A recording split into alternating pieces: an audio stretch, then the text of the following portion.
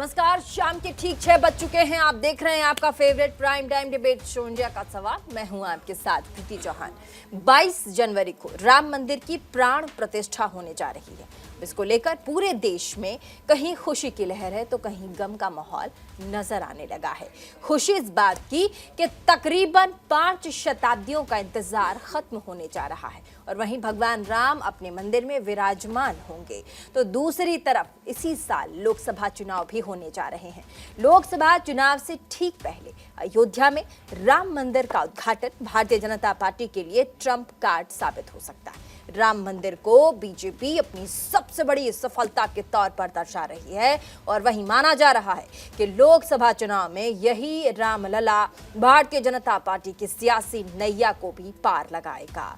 साथ ही बीजेपी ने आज राम मंदिर को लेकर बैठक में प्राण प्रतिष्ठा कार्यक्रम को देशव्यापी बनाने को लेकर चर्चा की है, बैठक की है। बीजेपी प्राण प्रतिष्ठा कार्यक्रम के जरिए लोकसभा चुनाव लड़ने की तैयारी में है, तो वहीं दूसरी तरफ विपक्ष में AIMIM के चेहरे अध्यक्ष असदुद्दीन ओवैसी ने एक बार फिर से राम मंदिर पर बड़ा विवादित बयान दिया। इसी बीच AIM के अध्यक्ष असदुद्दीन ओवैसी ने मुस्लिम कार्ड खेलते हुए राम मंदिर को लेकर भड़काऊ बयान दे दिया है।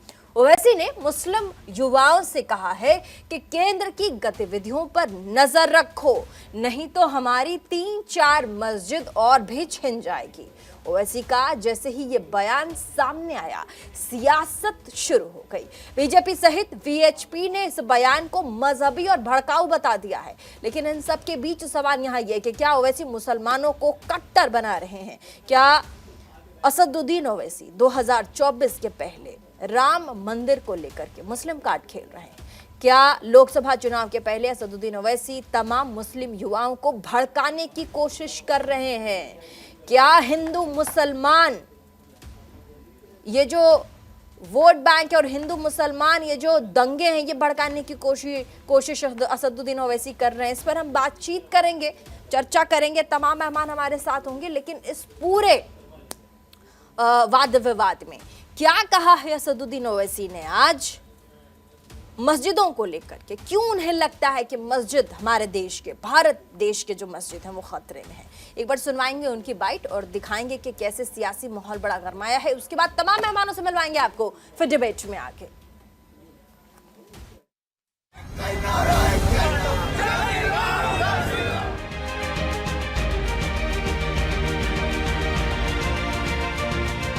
अयोध्या में राम मंदिर के लिए करीब 5 शताब्दियों का इंतजार अब खत्म होने वाला है। 22 जनवरी को राम मंदिर में रामलला की मूर्ति की स्थापना की जाएगी। एक तरफ राम मंदिर की प्राण प्रतिष्ठा होने जा रही है, तो वहीं इसी साल लोकसभा चुनाव भी होने वाले हैं। लोकसभा चुनाव से ठीक पहले अयोध्या में राम मंदिर का उद्घाटन बीजेपी के लिए 2024 में ट्रम्प कार्ड साबित हो सकता है। राम मंदिर को बीजेपी अपनी सबसे बड़ी सफलता के तौर पर दर्शा रही है और माना जा रहा है कि 2024 के लोकसभा चुनाव में यही रामलला बीजेपी की सियासी नैया को पार करने का सबसे बड़ा माध्यम बन सकते हैं। यही वजह है कि राम मंदिर को लेकर जमकर सियासत भी हो रही है। इस बीच असदुद्दीन ओवैसी ने मजहब का कार्ड खेलते हुए मुस्लिम युवाओं से केंद्र के द्वारा की जा रही गतिविधियों पर नजर रखने की अपील की है। अयोध्या में होने जा रहे राम मंदिर के उद्घाटन को लेकर बीजेपी ने पार्टी नेताओं के साथ बड़ी बैठक की, जिसमें राष्ट्रीय अध्यक्ष JP नड्डा और केंद्रीय मंत्री अमित शाह ने शिरकत की। राम मंदिर को लेकर हो रही इस बैठक में बीजेपी ने देश भर से अपने नेताओं को बुलाया, जिसमें बीजेपी के सभी प्रदेशों के अध्यक्ष सहित 2 पदाधिकारी मौजूद रहे। इस बैठक में बीजेपी ने राम मंदिर के उद्घाटन कार्यक्रम पर बड़ा अभियान चलाने का मंत्र दिया। एक तरफ बीजेपी राम मंदिर के मुद्दे पर लोकसभा चुनाव में उतरने की तैयारी कर रही है, तो वहीं दूसरी ओर विपक्ष सियासत करने में जुटा है। पहले निमंत्रण को लेकर घमासान शुरू हुआ, तो वहीं अब AIMIM के अध्यक्ष असदुद्दीन ओवैसी ने मुस्लिम कार्ड खेलते हुए भड़काऊ बयानबाजी की।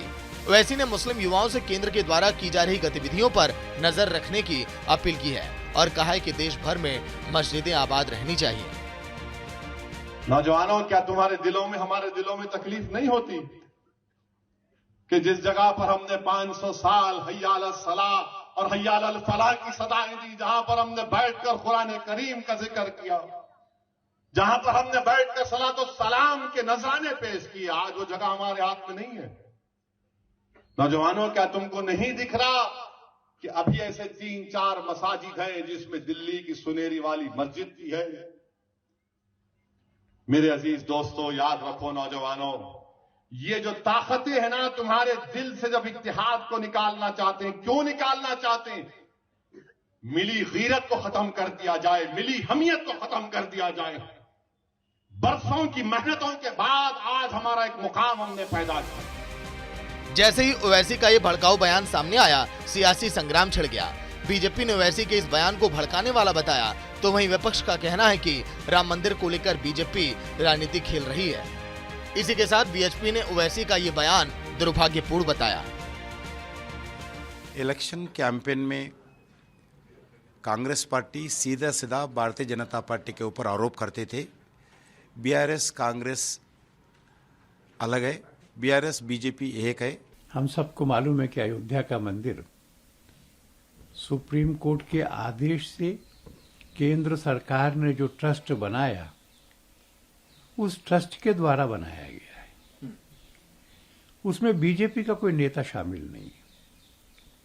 सरकार ने ट्रस्ट बनाया, पर प्रधानमंत्री, गृह मंत्री या उत्तर प्रदेश के मुख्यमंत्री को उसमें नहीं रखा है। एक धार्मिक काम है और इसलिए अयोध्या के राम मंदिर को और राम को नकारना और अपने में से किसी को राम घोषित कर देना, ये एक ऐसा काम है जिसमें विनाश काल में बुद्धि विपरीत हो जाती है और आदमी अनर्गल प्रलाप करता है, वैसा ही है। मुझे नहीं लगता है कि जो उनके मन में जो डर है, लोगों के मन में जो डर पैदा हो रहा है या किया जा रहा है, वो एक राजनीति है। जरूर अयोध्या में राम मंदिर बना है, लेकिन उसका मतलब ये नहीं कि और किसी धार्मिक स्थान के ऊपर कोई जाकर कब्जा करेगा। इस साल लोकसभा चुनाव होने वाले हैं। ऐसे में ये चुनाव राम मंदिर के इर्द गिर्द सिमट सकता है। माना ये जा रहा है कि बीजेपी राम मंदिर के एजेंडे पर ही चुनाव लड़ने की रणनीति बना रही है, जिसका काउंटर विपक्ष को नहीं मिल पा रहा है। अब ऐसे में ओवैसी का मजहबी बयान सियासत को किस तरफ लेकर जाता है, ये भी अब देखने वाली बात होगी। न्यूज इंडिया के लिए नेहा भदौरिया की रिपोर्ट। तो प्राण प्रतिष्ठा से पहले इस तरह के राजनीतिक बयान, खासकर असदुद्दीन ओवैसी, जो कि लगातार हिंदुओं और राम मंदिर को लेकर के कई बार विवादित जो ढांचा बाबरी मस्जिद का पहले था, उस पर भी कई चीज़ें उन्होंने कही हैं। ऐसे में ये बयान दे देना कि हमारे देश में जो मस्जिदें हैं उनका ख्याल रखिए, आने वाले समय में क्या पता ये भी ना रहें, ये बहुत बड़ा बयान है। क्या वो मुस्लिम जो युवा हैं उनको भड़काने की कोशिश कर रहे हैं? तमाम मेहमान हमारे साथ जुड़ गए हैं। सबसे पहले स्वागत भारतीय जनता पार्टी से हमारे साथ महेश वर्मा जी होंगे, बहुत बहुत स्वागत आपका। हमारे साथ रत्नाकर सिंह होंगे, कांग्रेस पार्टी के नेता, बहुत बहुत स्वागत आपका। हमारे साथ संजय राणा, राजनीतिक विश्लेषक के तौर पर हमारे साथ जुड़े हैं, बहुत बहुत स्वागत। हमारे साथ दो और मेहमान थोड़ी देर में जुड़ जाएंगे, लेकिन सबसे पहले शुरुआत रत्नाकर जी से, कांग्रेस पार्टी के नेता हैं। असदुद्दीन ओवैसी जो बयान दे रहे हैं, हालांकि ये बयान उनका है, आपकी पार्टी से कोई लेना देना नहीं है, लेकिन राम मंदिर के विषय पे तमाम विपक्षी पार्टी जब इस तरह के बयान मुस्लिम युवाओं के लिए आते हैं, तब विपक्षी पार्टी स्टैंड क्यों नहीं लेता कि नहीं ये गलत है, आप किसी भी युवा को या अपने एक पर्टिकुलर समुदाय के युवा को भड़काने की कोशिश नहीं कर सकते, इससे दंगा हो सकता है। बिल्कुल सही कहा आपने प्रीति जी कि इन बयानों से, भड़काऊ बयानों से दंगा हो सकता है और ये भड़काऊ बयान नहीं देना चाहिए, चाहे वो किसी भी पार्टी के नेता हो, चाहे भारतीय जनता पार्टी हो, चाहे ओवैसी हो। थोड़ा तेज बोलिएगा रत्नाकर जी। जी, मेरी आवाज आ रही है? बिल्कुल आ रही है, थोड़ा तेज बोलिएगा। जी जी जी बिल्कुल। लेकिन मेरा प्रश्न यहाँ पे भारतीय जनता पार्टी के लोगों से है और प्रशासन में बैठे लोगों से है कि इस प्रकार के जो भड़काऊ बयान दिए जा रहे हैं, तो उस पे आपका ट्वीट, अमित मालवीय का ट्वीट तो आ जाता है और बताते हैं कि हैदराबाद में 2 मस्जिदें टूटी थी, उस पे आपका कोई वक्तव्य नहीं आया। मतलब इस पे कमेंट उनका आ जाता है, पार्टी के अन्य भारतीय जनता पार्टी के नेताओं का भी कमेंट आ जाता है। लेकिन मेरा ये कहना है कि इस भड़काऊ बयान पे कार्रवाई क्यों नहीं हो रही? अगर इस भड़काऊ बयान पे कार्रवाई होती तो निश्चित रूप से, और अगर ओवैसी जी की गिरफ्तारी होती तो समाज में संदेश जाता कि यह जो है बयान बिल्कुल निंदनीय है और इस तरह के भड़काऊ बयान से समाज में हिंसा फैल सकती है और आगे से कोई भी नेता, चाहे कितना भी बड़ा नेता हो, वो इस तरह भड़काऊ बयान के बाद अगर कार्यवाही है तो फ्रीडम ऑफ स्पीच आप ही लोग बोलेंगे कि नहीं दे रही है देश की सरकार, फिर आप ही लोग घेर लेंगे। नहीं, हम आप सोचिए फायदा क्या है इस पे बोलने का। मुस्कुरा गए आप, इसका मतलब सही हूं मैं, बोलिए। प्रीति जी देखिए, ओवैसी जी मुसलमानों को डर दिखाते हैं कि हमसे मस्जिदें छीनी जा रही हैं। भारतीय जनता पार्टी हिंदुओं को डर दिखाती है कि वह अल्पसंख्यक बहुसंख्यक में हो जाएंगे, आबादी बढ़ रही है और अतिक्रमण हो रहा है, ऐसा हो रहा है, वैसा हो रहा है। ये एक दूसरे को डर दिखा करके और राजनीति की रोटियां सेकने का काम कर रहे हैं। कोई भगवा रंग खेल को दिखा रहा है, कोई हरा रंग दिखा रहा है। अरे हमारा देश किसी फतवे से नहीं चलता है, कोई धार्मिक बयानबाजी से नहीं चलता है। हमारा देश संविधान से चलता है और कानून से चलता है। यह देश का कानून ही है।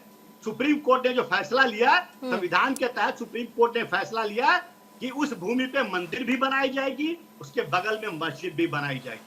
अगर ओवैसी जी चाहेंगे कि वहां पे मस्जिद बनाई जाए, अगर मस्जिद की जगह कोई दूसरा, ठीक है, बड़ी बातें टीवी पे करना, ठीक है, बहुत बड़ी बातें टीवी पे करना ये बहुत आसान है, लेकिन विपक्ष की तरफ से जब एक भी ट्वीट नहीं आता इस भड़काऊ बयान के बाद, तब सवाल खड़े होते हैं। हमारे साथ सैयद जवाद, राजनीतिक विश्लेषक, जुड़ गए हैं। बहुत बहुत स्वागत आपका सैयद। क्यों AIMIM के अध्यक्ष असदुद्दीन ओवैसी को ऐसा लगता है कि हमारे देश में मस्जिदें खतरे में? जब राम मंदिर पर, जब बाबरी मस्जिद पर सुप्रीम कोर्ट का वर्डिक्ट आता है, तब पूरा का पूरा देश ये कहता है कि ठीक है, सुप्रीम कोर्ट सर्वोपरि है, जो कोर्ट ने कह दिया हम मान लेंगे। लेकिन बाद में अगर कोई भी पार्टी ये अपनी राजनीतिक रोटियां सेकने के लिए अपने ही बिरादरी के युवाओं को ये कहे कि उठो और जागो, हमारे हाथ से वो मस्जिदें जा रही हैं जिस पर हम भगवान को याद किया करते थे, अपने अल्लाह को याद किया करते थे, कुछ करो, ये गलत है। आपको नहीं लगता कि ये बहुत ही डरावना विषय है?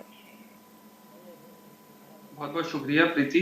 और देखिए, असदुद्दीन ओवैसी के बारे में मैं कई बार बोल चुका हूँ और आज फिर बोल चुका हूँ कि वो हिंदुस्तान के मुसलमानों के एक लौते लीडर नहीं, उनकी अपनी पार्टी है। लेकिन झंडा तो उठाते हैं ना मुसलमानों का, कहते हैं कि मैं हूँ मुसलमानों की तरफ से, इस पे तो किसी को आपत्ति नहीं है ना? ठीक है, आप हाँ देखिए, ठीक है, बोलिए। एक पॉलिटिकल पार्टी उनकी अपनी है और उस पार्टी के वो नेता है, सांसद हैं और वो अपनी बात रख रहे हैं। लेकिन मैं बहुत सी बातों से उनकी नाइत्तेफाकी भी जाहिर करता हूँ और फिर कह रहा हूँ, वो एक अकेले लौते लीडर भारत के अंदर मुसलमानों के नहीं है। दूसरी बात कह रहा हूँ, अभी जो लोग धर्म के आधार पर राम मंदिर के नाम पर राजनीतिक रोटियां सेक रहे हैं, सत्ता में आए हैं और मस्जिद को गिराया जाना इसी सुप्रीम कोर्ट ने कहा था क्रिमिनल ऑफेंस है। और उस वर्डिक्ट के अंदर सुप्रीम कोर्ट ने यह भी कहा था 1991 का places of worship act basic structure का हिस्सा है। तीसरी बात सुप्रीम कोर्ट ने जो बहुत बड़ी कही, जिसके ऊपर विवाद खत्म हो जाना चाहिए था, सुप्रीम कोर्ट ने यह भी कहा इस चीज के साक्ष्य नहीं मिलते हैं कि मंदिर तोड़ करके मस्जिद बनाई गई। आस्था के बुनियाद पे दिया गया एक फैसला था, उसको सर माथे पे लेते हुए यहाँ के भारतीय लोगों ने उस चीज को एक्सेप्ट करा और दोनों समुदाय, ठीक है, ये आपने मान लिया, ये आप एक्सेप्ट कर रहे हैं कि मान लिया दोनों समुदाय ने। उसके बाद अब क्यों लगता है कि मुसलमानों को कि हमारे देश में मस्जिद खतरे में है? नहीं, अब मैं ये कह रहा हूं, मैं खास तौर पे अकलियतों को तो ऐड कर रहा हूं। इस देश के अंदर अगर जस्टिस का पैमाना उठाएंगे तो मणिपुर में भी जो हिंसा हो रही है, आज हम इस पे बात कर रहे हैं, प्लीज इस पे बात करें, मस्जिद पे बात करें। मस्जिद पे बात करूंगी तो मणिपुर जाने की जरूरत नहीं है।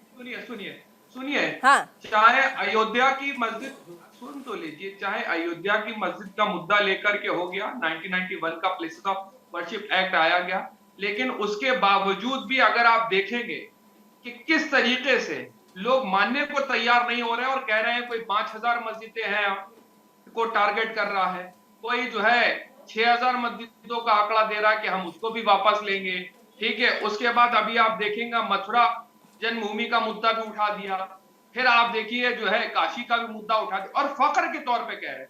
लेकिन हाँ, उसी वक्त सुप्रीम कोर्ट का एक फैसला यह भी था जिसमें कल्याण सिंह की सरकार भी गई कोर्ट के अंदर, सुप्रीम कोर्ट के अंदर हलफनामा देकर यह कहा गया था कि मस्जिद को नुकसान नहीं पहुंचाया गया, नहीं जाएगा। नहीं, और उसके ठीक बाद है, सुप्रीम अब कोर्ट मैं कह रही हूं क्या देश में मस्जिद खतरे में है? आप इस पे कुछ बोल ही नहीं रहे। मैं आपकी बातें सुन रही हूं लेकिन आप उस पे नहीं जा रहे।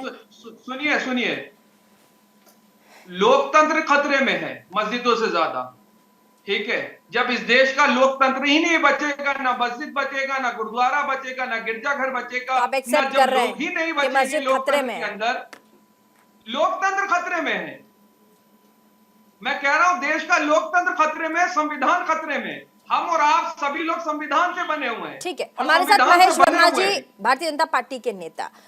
बहुत बड़ा सवाल एक आया कि जब इस तरह की बयानबाजी आती है, इस तरह से असदुद्दीन ओवैसी खुलकर लोगों को भड़काने का काम करते हैं, तब क्यों नहीं गवर्नमेंट एक्शन लेती है?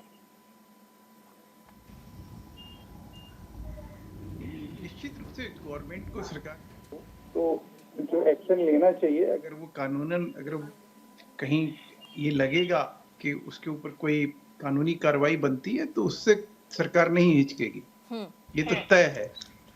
और अगर ओवैसी के इस बयान के बाद अगर किसी जान माल का नुकसान होता है तो स्वाभाविक रूप से उनके बयान को जो है इसी दायरे में रख के देखना चाहिए कि वो व्यक्ति जो है इस देश में एक उन्माद फैलाने का जो वक्तव्य दे रहे हैं, जिससे एक सौहार्द खराब हो, जिससे इस देश में एक जो आपस में जो सामंजस्य है, जो एक धार्मिक सद्भाव बना हुआ है, उस सद्भाव को कहीं बिगाड़ने का काम जो है अगर वो कर रहे हैं तो स्वाभाविक रूप से उसकी चिंता भी करनी चाहिए। और ये चिंता सिर्फ सरकार को ही नहीं करनी चाहिए। जैसे अभी आपने पलट के पूछा कांग्रेस के मित्रों से या किसी और विपक्षी पार्टियों से कि भाई आपका रुख क्या है, आप लोग क्यों मौन साध लिए हैं, आप लोग क्यों नहीं मुंह खोल रहे हैं, कारण क्या है, आप बोल क्यों नहीं पा रहे हैं, क्या है ओवैसी, क्या है। अगर ओवैसी की आप आलोचना और निंदा करेंगे, जो कि हमेशा इस ताक में रहते हैं, ये उसी तरह से, ये तो एक तरह से लियाकत जो पाकिस्तान के प्रधानमंत्री थे उनकी लीगेसी को इन्होंने आगे बढ़ाया यहाँ। तो ऐसे व्यक्ति से,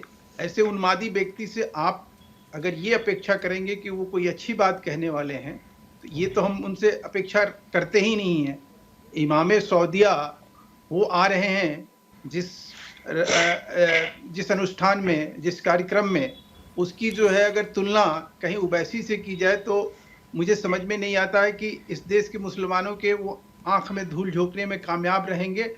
और इस पे मौन साधे हुए हमारे विपक्ष के मित्र जो है, जो इस चीज को इस ताक में है कि किसी तरह से इस नाते जो है, जो ओवैसी का एजेंडा है या जो एक हिंदू मुसलमान करने का जो एजेंडा है अयोध्या के ऊपर, उसमें कहीं उन लोगों को कहीं सफलता मिलती नजर आए, इसलिए वो राजनीतिक कारणों से अगर चुप है, इससे घिनौनी राजनीति जो है मैं समझता हूं कि हिंदुस्तान में नहीं हो सकती है। दूसरी बात कि मैं पूछना चाह रहा हूं प्रीति जी कि चरारे शरीफ में जब जला दिया गया था, हजरत बल कोई मस्जिद नहीं है, वहां तो पैगंबर मोहम्मद पैगंबर का बाल रखा गया है और वो सबसे मुकद्दस जगह मानी जाती है मुसलमानों को। उस पर आतंकवादियों ने कब्जा किया, कब इन लोगों ने मुंह खोला? और जो अयोध्या राम जन्मभूमि है उसके वहां अगर कोर्ट और कानून के हिसाब से अगर कोई काम हो रहा है, जिसको ओवैसी ने भी कभी यही कहा कि भाई जो न्यायालय का आदेश होगा वो दोनों फरीक मानेंगे, और आज उसको जब मान के वहां काम हो रहा है तो उसके ऊपर इस तरह से बवाल करना। और तीसरी बात जो सबसे इम्पोर्टेंट, जो आपकी ये पॉलिटिकल एनालिस्ट जो मुस्लिम भाई हैं हमारे, थोड़ा जल्दी से, एक और मेहमान हमारे साथ, मैं आऊंगी आपके पास। मैं ये कहना चाह रहा हूँ कि इस देश में कानून है मित्र, और कानून जो है, कानून और संविधान के ऊपर। संजय राणा जी, राजनीतिक विश्लेषक हमारे साथ। राम मंदिर की बात आते ही क्यों असदुद्दीन ओवैसी को मस्जिदें याद आ जाती हैं? वो कहते हैं कि हमारे देश में मस्जिद सुरक्षित नहीं है, हमारे देश के युवा, मुस्लिम युवा जाग जाओ। Preeti, good evening to my fellow panelist. देखिए, ऐसा है कि जब हम बात करते हैं मस्जिदें सुरक्षित नहीं है देश में, तो बड़ा सरप्राइज हो जाता है। जिस कंस्टिट्यूंसी से माननीय परम पूज्य आदरणीय ओवैसी जी आते हैं, उन्हीं की कंस्टिट्यूंसी में 7 मस्जिदें तोड़ दी गई, तब उनकी आवाज हलक से आवाज नहीं निकली, तो बड़ा दुर्भाग्यपूर्ण हो जाता है। लेकिन जब हम चर्चा करते हैं कि देश का मुसलमान और देश की मस्जिद सुरक्षित नहीं है, तो ये एक बड़ा प्रश्न चिन्ह उठा देते हैं सबके ऊपर। क्योंकि देखिए, सिर्फ कांग्रेस का मुसलमान या कांग्रेस की मस्जिदें सुरक्षित थी, बाकी देश की सारी मस्जिदें सारे मंदिर, सारे गिरजाघर, सारे गुरुद्वारे, सारे पंथ संप्रदाय के लोग बहुत ही सुरक्षित महसूस कर रहे हैं और सब कमा खा रहे हैं, सब तरक्की कर रहे हैं। जहां तक बात आती है, देखिए समस्या क्या है कि अल्प ज्ञानी जब आदमी होता है, अध भरी गगरी छलकत जाए, कहावत आपने सुनी होगी। तो हमारे भी मित्र बोल रहे थे कि 1991 वर्शिप एक्ट, अरे भैया थोड़ा पढ़ लिख लिया करो, सेक्शन 3 पढ़े हो, उसमें क्या लिखा है, मूल स्ट्रक्चर जो होगा उसमें तोड़ फोड़ नहीं की जा सकती है।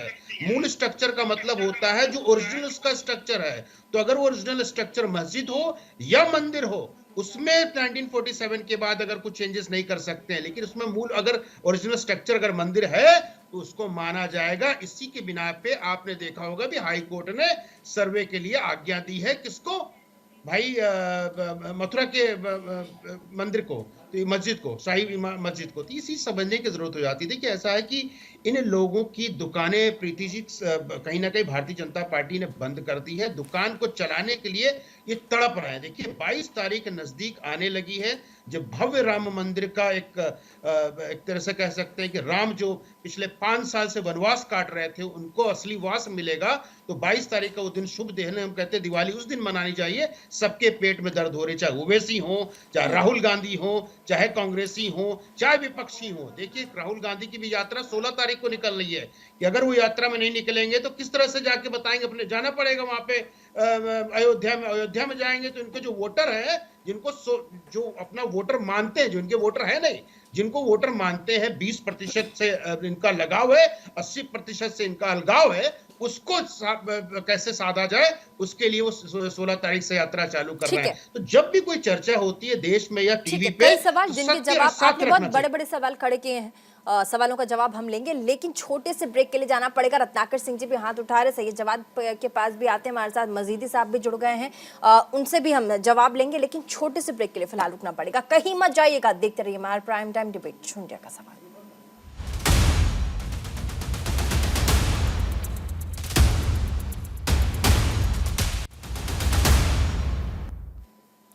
ब्रेक के बाद एक बार फिर से स्वागत आप सभी का इंडिया के सवाल में। वापस चलेंगे डिबेट में, हमारे साथ मौलाना साजिद रशीदी साहब जुड़ गए हैं, मुस्लिम स्कॉलर हैं हमारे साथ, उनके पास हम चलेंगे। मौलाना साहब, असदुद्दीन जी को ऐसा क्यों लगता है कि मथुरा और काशी भी एक साजिश है जहां पर मस्जिद को तोड़ा जाएगा? जैसे राम मंदिर बन रहा है ठीक वैसे ये ऐसा इसलिए लगता है क्योंकि बाबरी मस्जिद केस को हमने देखा है। 92 में जिस तरह कोर्ट के आदेश आने से पहले बाबरी मस्जिद को तोड़ दिया गया दल बल की ऊपर, और उसके बाद में जब 2019 में सुप्रीम कोर्ट में मौलाना साहब थोड़ा तेज बोलिएगा, थोड़ा तेज बोलिए। जब सुप्रीम कोर्ट में 2019 में उसका फैसला आया तो उस वक्त भी 2-4 बातें मुख्य रूप से सरकार कोर्ट ने कही, और ये कहा कि मंदिर तोड़कर मस्जिद नहीं बनी, मूर्तियां गलत तरीके से रखी गई, 92 में मस्जिद को इलीगल तरीके से तोड़ा गया, जो लोग शामिल हैं उनके खिलाफ कार्रवाई होनी चाहिए। लेकिन फिर भी कोर्ट ने अपने विशेष अधिकार को इस्तेमाल करते हुए वो जगह राम मंदिर को दे दी। तो ये सारी चीजें जब हमने अपनी आंखों से देखी है और पूरे देश में, पूरी दुनिया ने देखी है, तो इस पर आशंका जाहिर करना कि आगे ज्ञानवापी को लेकर या मथुरा ईदगाह को लेकर ऐसा हो सकता है, तो इसमें ऐसी कौन सी बात है कि भाई आप उस पर आश्चर्य कर रही हैं? क्योंकि तो सारा खेल हमारे सामने है। जिस जज ने फैसला सुनाया बाबरी मस्जिद का, उसको राज्यसभा दे दी गई, और जब कोर्ट ने कहा कि जो लोग इस कॉन्स्पिरेसी में शामिल थे उनके खिलाफ कार्रवाई होनी चाहिए, तो उनको निचली अदालतों ने बरी कर दिया। तो ये सारी चीजें हमारे सामने हैं, तो आशंका तो होना यकीनी है। और आशंका ऐसा क्या देश में ऐसा क्या हो गया है कि भाई इमरजेंसी है क्या कि कोई आदमी बोल भी नहीं सकता, कोई आदमी अपनी आशंका जाहिर नहीं कर सकता, कोई आदमी संविधान का जो अधिकार हमारे पास है, अभिव्यक्ति की आजादी जिसको कहते हैं, तो क्या हम अभिव्यक्ति की आजादी का इस्तेमाल भी नहीं कर सकते? ठीक है, ऐसा क्या हो गया इस देश में कि हर बात को मुसलमान के पकड़ा जाता है? ठीक है मौलाना साहब, अभिव्यक्ति की आजादी है और हर व्यक्ति स्वतंत्र है अपनी बात रखने के लिए, प्रोटेस्ट करने के लिए, अपनी आवाज को बुलंद करने के लिए, लेकिन अपनी आवाज रखना, अपनी बातों को रखना और एक पूरे कौम को पूरे मुस्लिम युवाओं को सीधे तौर पर संबोधित करते हुए ये कहना कि क्या तुम्हें बुरा नहीं लगता, जहां हमारी मस्जिद हुआ करती थी वहां अब मंदिर होगा या मंदिर बन गया है, जहां हम पूजा किया करते थे, प्रार्थना किया करते थे, वहां अब हम वो प्रार्थना नहीं कर पाएंगे, क्या तुम्हें बुरा नहीं लगता? मेरे युवाओं जागो, आगे ये होगा और भी हमारी मस्जिदें जाएंगे, कुछ करो। क्या ये अभिव्यक्ति की आजादी है जहां पर युवाओं को भड़काया जाए और कल को वो दंगा कर दे? क्या ये अभिव्यक्ति की आजादी में आप शामिल करेंगे? ये वर्ड टू वर्ड मैं आपको कह रही हूँ मौलाना साहब, मैं सुनवा दूंगी, हमारे पास बाइट है, मैंने अभी सुनवाया है सबको। मैं जवाब देता हूँ, सुनिए। हाँ बोलिए। देखिए, इसको भड़काना नहीं कहते। हाँ। ये हमारा एक दुख है, हमारा एक दर्द है। हाँ। अगर हम उस दर्द को अपनी कौम के सामने भी नहीं रखेंगे, हाँ। तो किसके सामने? आपके सामने रखेंगे। हाँ। या हमारे गैर मुस्लिम भाई उनके सामने रखेंगे। हाँ। हम अपनी कौम के सामने अपने उस दर्द को तो रखेंगे ना। हाँ। भड़काऊ भाषण पता किसे कहते हैं? सुनिए। हाँ। इंद्रेश कुमार जी का एक बयान कल आया कि जिस दिन प्राण प्रतिष्ठा होगी, हाँ। उस दिन मस्जिदों में राम राम का जाप होना चाहिए, हाँ। गुरुद्वारों में राम राम का जाप होना चाहिए, हाँ। गिरजाघरों में राम राम का जाप होना चाहिए। भड़काऊ तो इसको कहते हैं, नफरती बयान तो इसको कहते हैं। क्यों करें भाई मस्जिद में राम राम का जाप? क्यों करें गुरुद्वारों में, गिरजाघरों में राम राम का जाप क्यों करें? बताइए आप मुझे। ठीक है, सैयद जवाद राजनीतिक विश्लेषक हैं क्या? हाँ बोलिए मौलाना साहब, बोलिए मौलाना साहब, बोलिए। 10 सेकंड में बात खत्म। ठीक है, बिल्कुल नहीं, बोलिए, आप अपना पूरा टाइम लीजिए, बोलिए। मोदी जी परसों कहते हैं, पीसीआर आवाज बढ़ाइए मौलाना साहब की। मोदी जी कहते हैं कि साहब जिस दिन प्राण प्रतिष्ठा होगी, हाँ। पूरे देश को चाहिए उस दिन दिवाली की तरह उसको मनाए। हाँ। पूरे देश को आप क्यों संबोधित कर रहे हैं भाई? हाँ। आप उन लोगों यार ऑडियो कट गई, जो ऑडियो पैच करो यार। ठीक है, संजय राणा जी की आवाज पैच कीजिए प्लीज। बोलिए मौलाना साहब, बोलिए। हाँ। आप उन लोगों को संबोधित कीजिए जो राम में आस्था रखते हैं, जो राम को भगवान मानते हैं। हाँ। आप मुसलमानों को, ईसाइयों को, दलितों को, सिखों को क्यों कहेंगे कि भाई राम राम का जाप करें? हाँ। या उस दिन दिवाली मनाए? हाँ। तो ये असल चीज है, ये नफरत फैलाने वाली बातें हैं। हाँ। नफरत फैलाना इसको नहीं कहते। अरे दिया जलाने की अपील करना नफरत फैलाना है, और एक नफरती बयान देना वो आपको नफरत नहीं लग रहा, और ये कहना कि आप अपने घर में दिया जला लीजिए या प्रार्थना कर लीजिए नफरत है। सैयद जवाद हमारे साथ राजनीतिक विश्लेषक, क्या मौलाना साहब की बातों से आप इख्तियार रखते हैं, हामी भरेंगे? मौलाना साहब जो बोल रहे हैं वो सही है कि जो असदुद्दीन ओवैसी ने कहा है वो उनका दुख है, दर्द है, भले ही वो उनको भड़काने के लिहाज में बोले, लेकिन वो दर्द है जो सबसे बयां कर रहे हैं। वो नफरती बोल वो है जिसमें प्रधानमंत्री नरेंद्र मोदी लोगों से अपील कर रहे हैं कि 22 तारीख को अपने अपने घरों में आप दिया जलाइए। सैयद, उसके बाद रत्नाकर जी।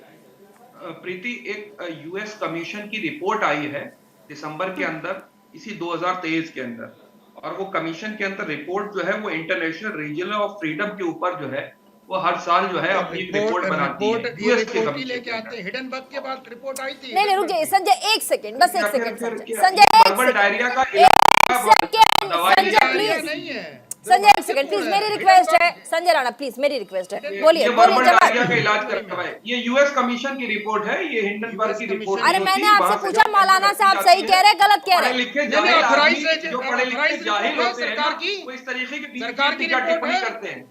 रिपोर्ट सरकार की है, यूएस कमीशन की रिपोर्ट है, यूएस कमीशन की रिपोर्ट है। अरे जाहिलों की सरकार, सुनो तो पूरी बात भाई। अरे नहीं बताओ तो किसकी रिपोर्ट है? यूएस गवर्नमेंट की। अच्छा एक सेकंड बोलने दीजिए ना प्लीज, फिर संजय, फिर पता नहीं चलेगा कौन क्या कह रहा है। एक सेकंड सैयद, जल्दी से। मैं कह रही हूँ कि अभी मौलाना साहब जो ने कहा, यूएस कमीशन की रिपोर्ट है प्रीति। हाँ। और खास तौर पे वो सेनेट में भी रखी जाती है और बाइडेन एडमिनिस्ट्रेशन के अंदर हाँ, क्या कह रहे रिपोर्ट में, बोलिए ना। क्या कह रहा है? भारत के जो माइनॉरिटीज हैं, हाँ, उनको लेकर के अपनी चिंता व्यक्त की है। हाँ, पढ़ लीजिएगा जा करके, अगर ना हो तो मैं लिंक यहाँ से दे रहा हूँ। अच्छा। अब वो यूएस की कमीशन की जो रिपोर्ट है, हाँ। वो भी भड़काऊ बयानबाजी कर रही क्या? हाँ। नहीं, घर में प्रधानमंत्री नरेंद्र मोदी अगर ये कह रहे हैं कि जिस दिन 22 तारीख को प्राण प्रतिष्ठा है दिया जलाइए, ये भड़काऊ है? जवाद, क्या ये भड़काऊ है? प्रधानमंत्री ने भड़काया लोगों को? सुनिए, मैं जो हूँ उसको भड़काऊ नहीं मानूंगा। असदुद्दीन जो कह रहे हैं, क्या तुम्हारा क्या, हाँ असदुद्दीन, अगर ठीक है आपने कहा प्रधानमंत्री की बातों को भड़काऊ नहीं मानता, असदुद्दीन जो कह रहे हैं, जिसपे मौलाना साहब ने कहा कि वो भड़काऊ नहीं था, वो कह रहे हैं कि हमारे देश के युवा, हाँ प्रीति पूरी बात तो सुनिए, बोलिए, आपने अगर बुलाया पूरी बात, आप पूरी बात बोलिए। हाँ, लेकिन 80 और 20 की बात करने वाले भड़काऊ हैं, कपड़ों से पहचानने वाले लोग भड़काऊ बयानबाजी करते हैं, उसके बाद कपड़ों से पहचानने के बाद शमशान और कब्रिस्तान की बात करने वाले लोगों का बयान भी भड़काऊ बयान है, और तमाम ऐसे लोगों का बयान है कि गोली मारो सालों को, वो भी भड़काऊ बयान है। फिर आप निकालिए और जो सदन के अंदर रमेश ठीक है संजय राणा जल्दी से, समझ गए संजय राणा जल्दी से, उसके बाद अपना कर, ठीक है संजय राणा जल्दी से। वो करिए, देखिए मौलाना साहब कह रहे हैं, हमारे साथ मुस्लिम स्कॉलर है मौलाना साजिद रशीदी साहब, मौलाना साहब का आंसर दे रहा हूँ, हाँ आंसर दे रहा हूँ, मौलाना साहब का आंसर दे रहा हूँ। देखिए ऐसा है कि राजनीतिक विशेषज्ञ कांग्रेस समर्थित कांग्रेस राजनीतिक विशेषज्ञ वर्शिप एक्ट की बात कर रहे थे 1991, जब इनको मैंने आईना दिखाया तो वर्शिप एक्ट भूल गए। अभी मौलाना साहब बहुत अच्छा वक्तव्य दे रहे थे कि कोर्ट का जजमेंट आया है राम मंदिर का, उसमें लिखा हुआ है मंदिर नहीं था। ये मौलाना जी को मैं चैलेंज कर रहा हूँ टीवी डिबेट पे, ये बता दे कितने पेज का जजमेंट है, इनको नहीं पता है, कितने सूट है नहीं पता है। आप बताओ किस सूट में लिखा हुआ है कि ये स्ट्रक्चर जो है मंदिर को तोड़ के नहीं बनाया है, कहाँ का जजमेंट में, नंबर 1। नंबर 2 बता दीजिए टोटल जजमेंट है कितने पेजों में है। मौलाना साहब इस तरह बैठ के टीवी पे झूठ बोलना बंद कर दीजिए। आपने किसी और टीवी पे भी ऐसे झूठ बोला था, वहां पे भी आपको मुंह की खानी पड़ी थी, लेकिन आप अपनी झूठ से बाज नहीं आते हैं और सिर्फ मुसलमानों को भड़काने का काम कर रहे हैं। तो ये कृपया करके बता दीजिए ये भड़काने वाला है कि नहीं है। जहां तक चर्चा हो रही थी, जवाब साहब बोल रहे थे कपड़ा पहचानने वाला 20-80, ये बताइए भाई राम मंदिर हिंदुओं की आस्था का है, वो किसी का तोड़ के तो बना नहीं रहा कोई भी है, किसी के लिए वो तो कर नहीं रहा है। भगवान राम की लड़ाई तकरीबन हिंदुओं ने 500 साल तक इंतजार किया। आप बता दीजिए कोई मुस्लिम देश, या ऐसे मत दिखाओ, ऐसे मत दिखाओ, ऐसे वीडियो मत दिखाओ, वीडियो ऐसे दिखाओ, रिपोर्ट लाया करो, अरे रिपोर्ट लाया करो। आप मुसलमान हो करके यहाँ पे बैठ करके आराम से बोल रहे हो ना, यही फ्रीडम है, यही खूबसूरती है इस देश की खूबसूरती है कि हर धर्म, हर प्रांत, हर समुदाय का व्यक्ति आके अपनी बात रख सकता है, अपनी इच्छा के साथ अपने धर्म का पालन कर सकता है। लेकिन आप बता दीजिए सऊदी अरबिया में जाकर कोई हिंदू क्या कर सकता है? ये यूएस की जो रिपोर्ट है वो भी झूठ बोल रही है। एक हिडनबर्ग की रिपोर्ट आई थी, एक सेकंड, यूएस की रिपोर्ट में मैं हिडनबर्ग की रिपोर्ट आई थी, अच्छा मुझे बोलने दीजिए संजय जी, उसके बाद फिर महेश वर्मा जी, भारतीय जनता पार्टी के नेता सैयद जवाद। यूएस की रिपोर्ट पिछले दिनों, अभी तकरीबन 10 दिन पहले, ये भी कह रही थी कि भारत के समुद्र में चलने वाले जो बड़े बड़े पोर्ट्स पर जो हमारे देश के जो जहाज चल रहे हैं उस पर जो अटैक हुआ था वो ईरान ने किया था। लेकिन बाद में जब पता चला तो ये कि अमेरिका नहीं चाहता है कि भारत और ईरान के रिश्ते बहुत अच्छे रहें जैसा कि पहले से आता आया है। तो उनके कहने पर भारत की हमारी सरकार को और तमाम जो विशेषज्ञ हैं जिनकी रिपोर्टें आई हैं वो कह रहे हैं कि हमें संशय है अमेरिका अपने फायदे के लिए ऐसा कह रहा है। तो अमेरिका के रिपोर्ट को दिखाकर ये बताना ये गलत है सैयद। लेकिन हमारे तो महेश वर्मा जी, एक सेकंड, हमारा डिबेट अभी वो नहीं, मुद्दे से मत भटकिए, मुद्दे से नहीं, मैं आऊंगी, आप पूरा टाइम दूंगी, पूरा टाइम दूंगी मैं। नहीं भाग, देखिए अब यूएस की रिपोर्ट बात करेंगे। ये रिपोर्ट सूरज ने निकाला है और राहुल गांधी ने स्पेशल भेजा, उसके बाद जब्बार जी के पास आ गया। यूएस की सरकार, यूएस कमीशन से अलग है। प्रीति सुनिए, यही पता नहीं है यूएस गवर्नमेंट क्या कर सकती है और रिपोर्ट ऑर्गेनाइजेशन नेता भारतीय जनता पार्टी के महेश वर्मा जी, सबसे बड़े कक्षा 11 पास कौन है? मौलाना साहब के प्रधानमंत्री नरेंद्र मोदी अगर 22 तारीख को कहते हैं कि आप लोग अपने घरों में दिए जलाएंगे, भड़काऊ है।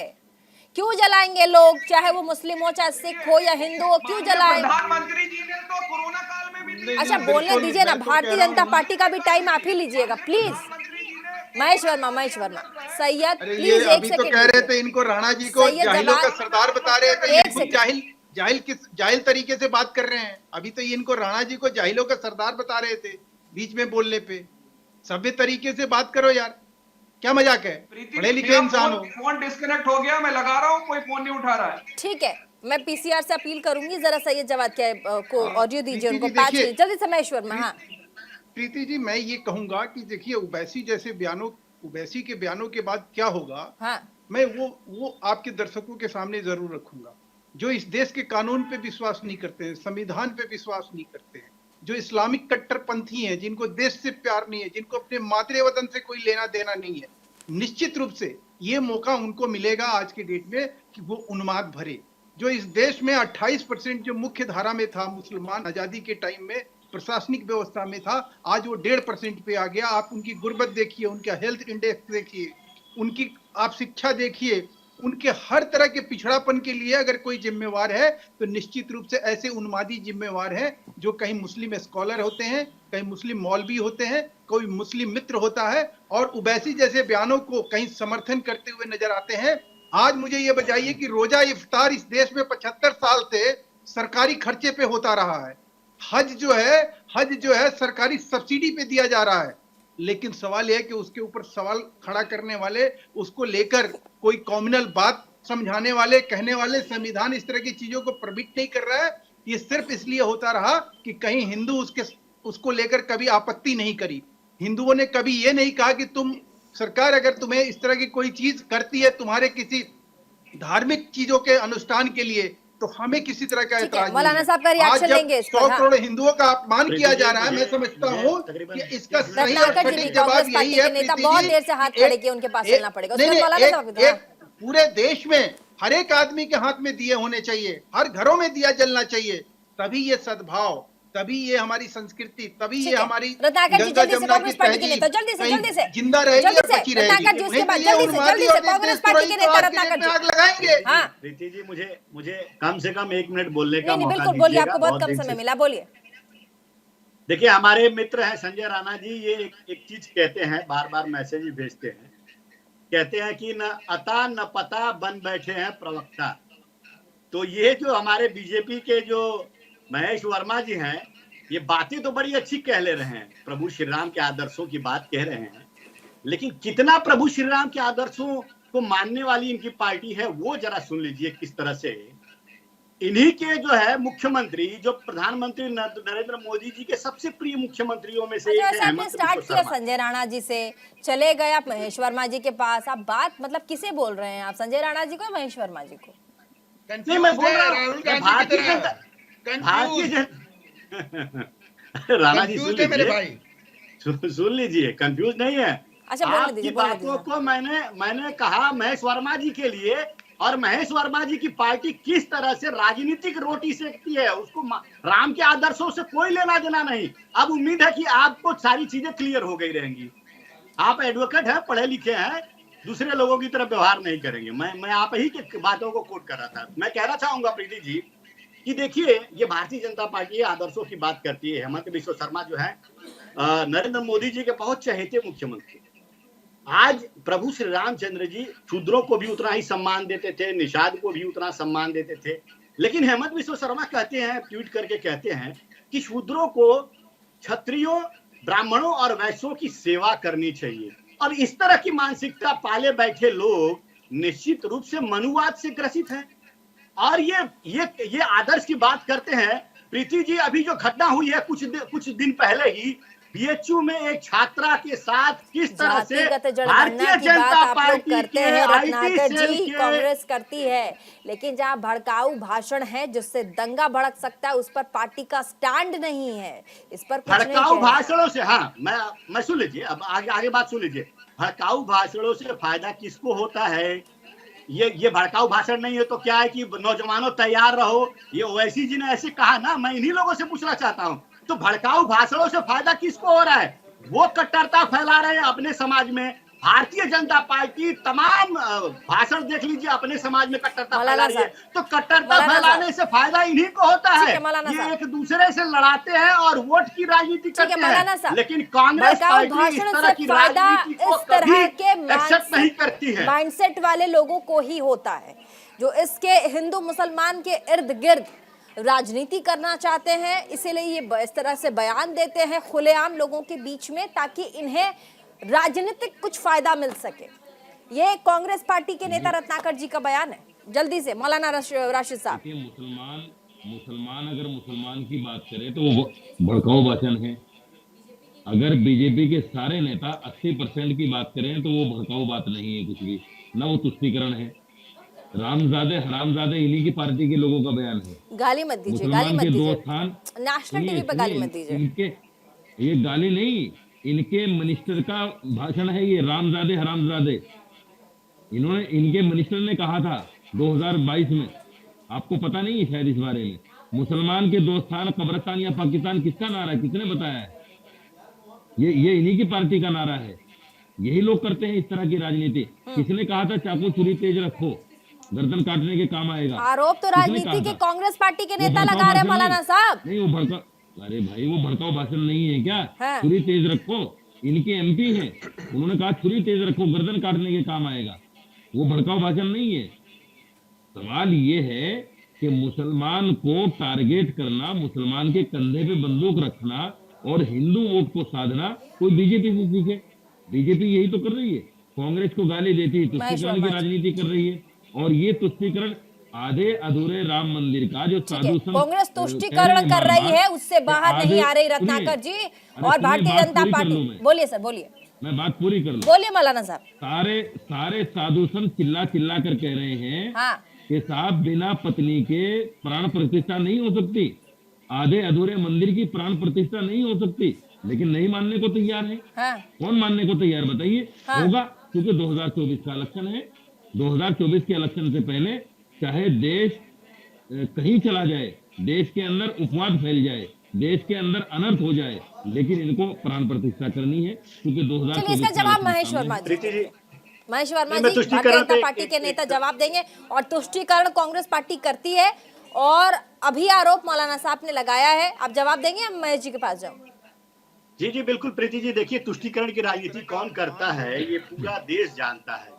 अब आप बताइए कि चुनाव जब हुआ था, मध्य प्रदेश में चुनाव हुआ था, यही विधानसभा का चुनाव हुआ था, तो उसमें राम के नाम पर होर्डिंग लगा करके राम मंदिर हो रहा है तैयार। अब की बार बीजेपी सरकार ये कौन नारा लगा कर जैसे स्टैंड लिया मौलाना साहब ने, आपको पार्टी बता दी ना, आप भी आप बोल नहीं पा रहे हैं।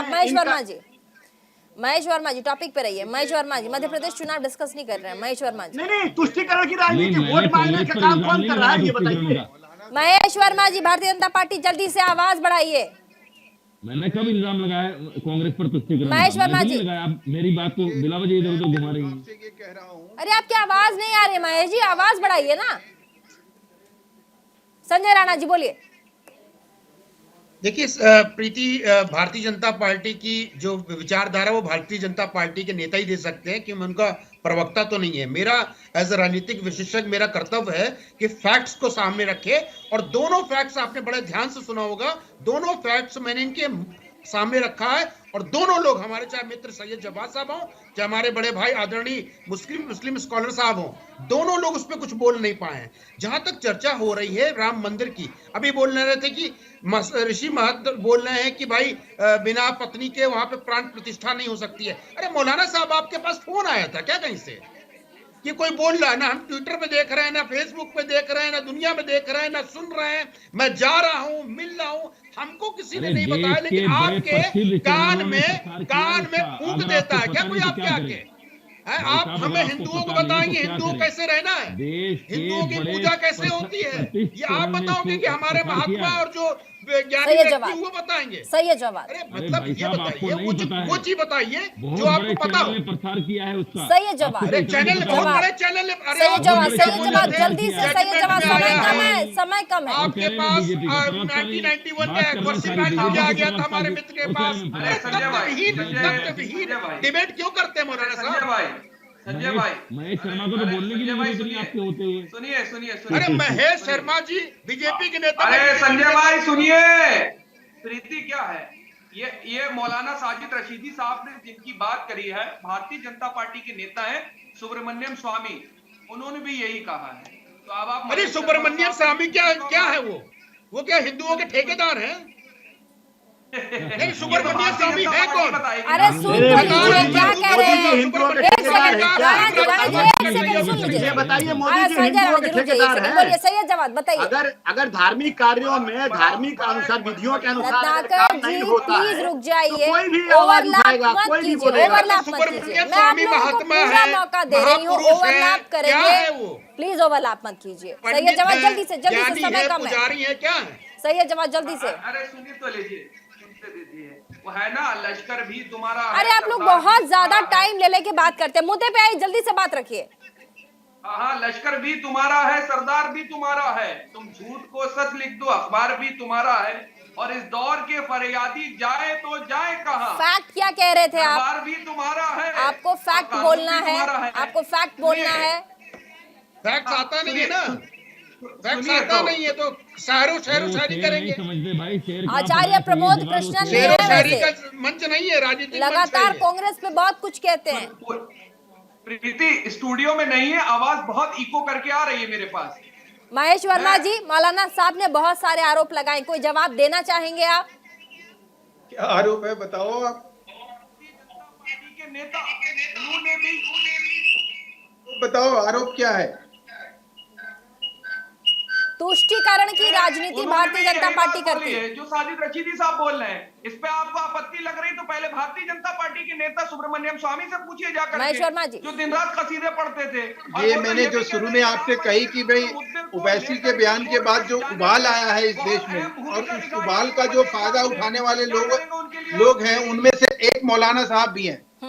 मौलाना साहब भी उन्हीं लोगों में से हैं जिनको इस देश के ना देश के कानून पे विश्वास है, कार्रवाई क्यों नहीं करते आप लोग? ना इस देश की कार्रवाई क्यों नहीं करते महेश वर्मा जी? इस तरह के अगर भड़काऊ बयान देते हैं तो आप उन पे कार्रवाई नहीं करते, क्योंकि आपको चुनावी फायदा मिलने वाला है। आप जानते हैं कि वो जितना जहर उगलेगा उतना फायदा आपको मिलेगा। समाज में वो बांटने की राजनीति करते हैं जिसका फायदा आपको मिलता है। महेश वर्मा जी, आप ओवैसी जी पे समय कम है, बहुत बहुत शुक्रिया तमाम मेहमान हमारे साथ इस डिबेट में आए, और साथ ही जिस तरीके से असदुद्दीन ओवैसी जो कि AIMIM के अध्यक्ष हैं, उन्होंने राम मंदिर और को लेकर के, और जैसे उन्होंने कहा कि पूरे देश में मस्जिद सुरक्षित नहीं है, मुस्लिम युवाओं को जानना चाहिए, ये बहुत बड़ी बात है, भड़काऊ बयान भी है। इस पर अभी पार्टी का कोई क्लियर स्टैंड नहीं है AIMIM की तरफ से। हमने उनके पार्टी के प्रवक्ता को भी बुलाने की कोशिश की थी, लेकिन उन्होंने मना कर दिया। इस डिबेट में फिलहाल तमाम पहलुओं पर हमने चर्चा की, जो चीज़ें हैं वो निकालने की कोशिश की, हर एक मुद्दे पर, इससे इर्द गिर्द जो मुद्दे हैं उस पर हम बात करने की हमने कोशिश की। लेकिन ऐसे में 22 तारीख राम मंदिर जब प्राण प्रतिष्ठा का दिन होगा, उससे पहले जिस तरीके से सियासी उबाल है हिंदू मुस्लिम को लेकर के, वो कई सवाल खड़े करता है। छोटे से ब्रेक के लिए रुकना पड़ेगा, कई मजा आएगा। देखते रहिए न्यूज़ इंडिया, और देखना न भूलें prime time debate show India का सवाल अपने नए समय पर शाम के 6 बजे।